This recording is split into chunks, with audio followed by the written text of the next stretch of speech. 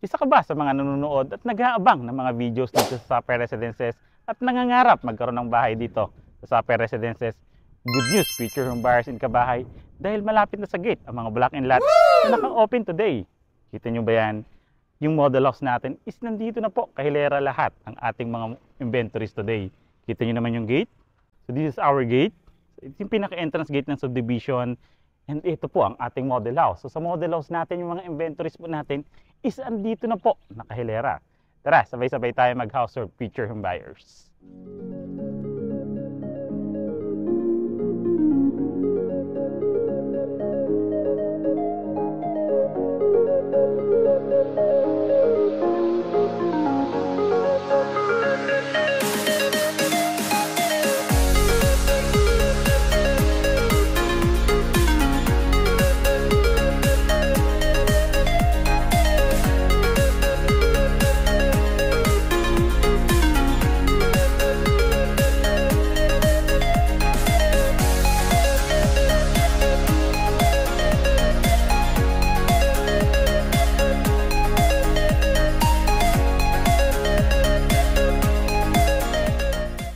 Hello again, future home buyers in Kabahay. Again, this is Randy Salvador. Of course, my wife si Julian Salvador. This 2025, kami pa rin po ang susi at tulay patungo sa pangarap niyong bahay. Tara mga future home buyers, sabay-sabay tayo mag-house tour dito sa Sapay Residences, located at Barangay Santol, Tansa, Cavite. So, i-feature natin today is a 2-story townhouse na expanded na po siya. May car garage, of course. 44 square meter ang lot area, and the house area niya naman po is 58 square meter. Provision for 3 bedrooms. May toilet and bath, flood-free ang community at napakababa ng down payment. And tulad po ng sabi ko, malapit na po sa entrance gate ang mga naka-open na inventory today. Tara, sabay-sabay po tayo mag-house tour. So later, papasukin natin yung mga dress-up unit natin, which is 3 bedrooms and 2 bedrooms. Pero unahin natin yung actual turnover. So this is our actual turnover. So actual turnover natin, so ipapakita natin dito yung deliverable unit. Kung ano po yung marireceive nyo as a home buyer. So mag-avail po kayo dito sa Sapay Residences. Sa kulay, di ba, napaka-modern, expanded, high ceiling, and maganda ang community. Tara, pasukin po natin. So this is our actual turnover. For our actual turnover nga, kung makikita nyo, sa dress-up unit kasi is nakatiles sa yung garage natin. For our actual turnover naman, kung makikita nyo, is a level sold po yung turnover natin dito. And of course, kung makikita nyo naman, yung gawa ng bahay natin is a conventional or traditional way ng paggawa ng bahay. May poste, may biga, and steel decking na rin po yung gawa ng bahay natin dito. Kaya masasabi natin, napakatibay po ng gawa ng bahay. Tara po. So dito sa car garage natin, kasya po mga MPV sa isang sasakyan, Ertiga, Avanza, Expander, mga sedan type na sasakyan, kasya po sa ating car garage.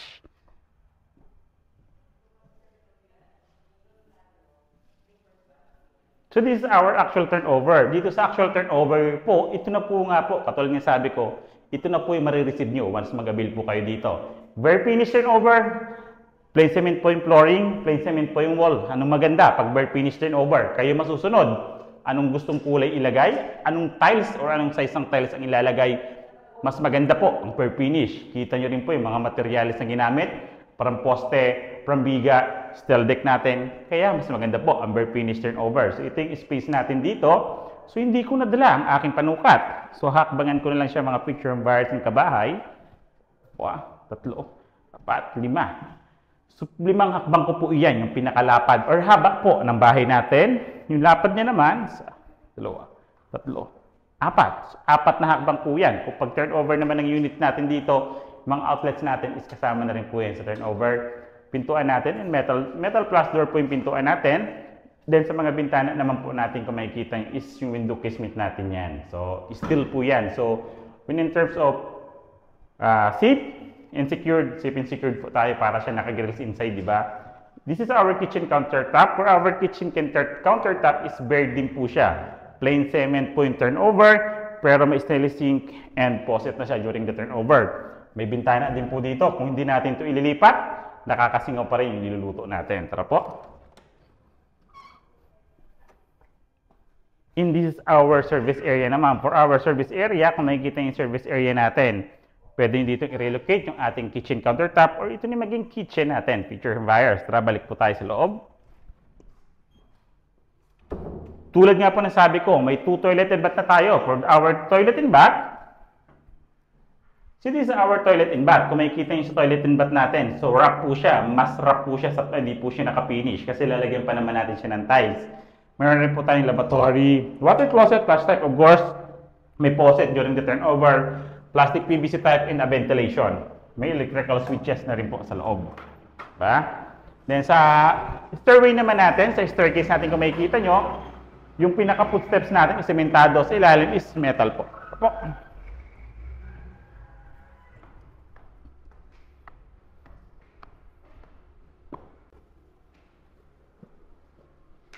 Dito po sa second floor is provision nga po siya for 3 bedrooms, of course.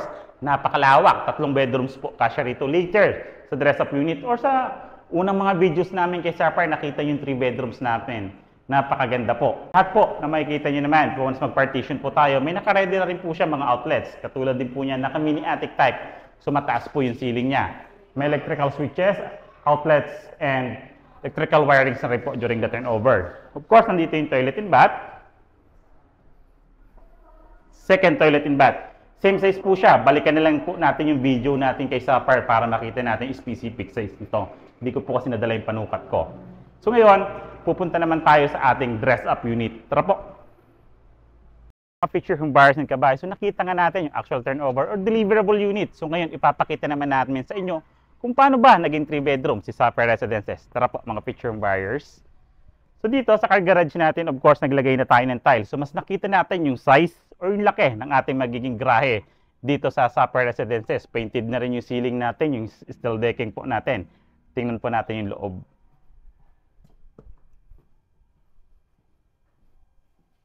Dito po sa ating dress-up unit. So this is our dress-up unit nga.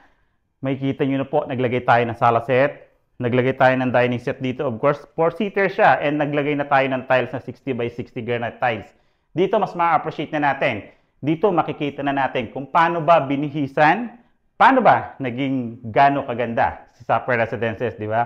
Napaka-elegante pero sobrang mura. For as low as 10,000. Monthly down payment, sayang di natin abutan yung 5,000, 7,000, 10,000 monthly down payment na po tayo ngayon dito. Yan, for our kitchen, so makikita nyo naman natin dito yung kitchen countertop natin, naglagay na nga tayo ng tiles. So mas nakita na natin siya.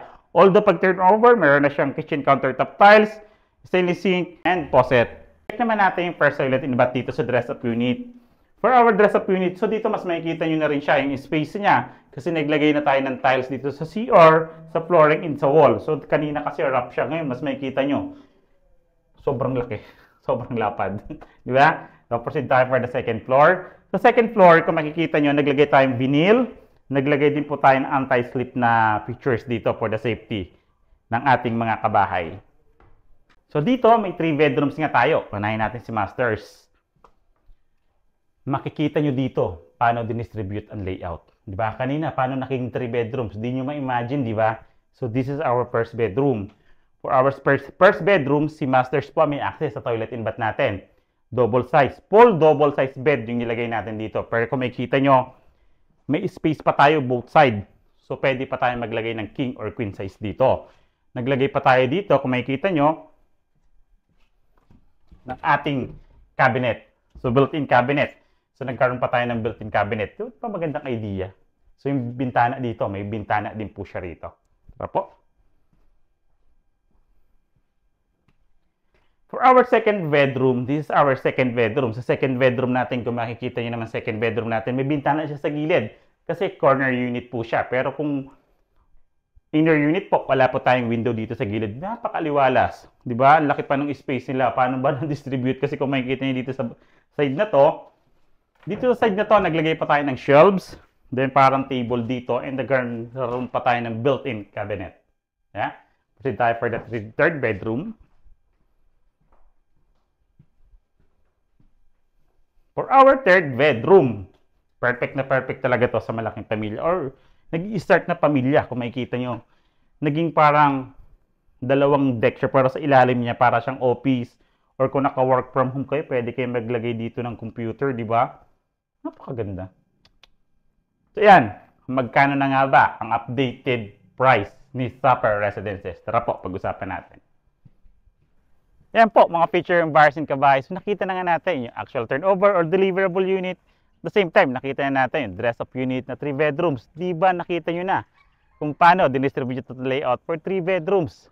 Napakaganda ng Sapphire Residences. Lapit sa highway, ang lapit sa mga future developments and ongoing developments natin dito sa Cavite or sa Tansa, Cavite. So yung sample computation po, ilalagay ko po siya dito sa side para makita nyo po from total contract price, reservation, down payment, monthly amortization, and the required income. Andito po siya sa side. O, di ba? Pasok na pasok sa budget mo for as low as 10,000 monthly down payment.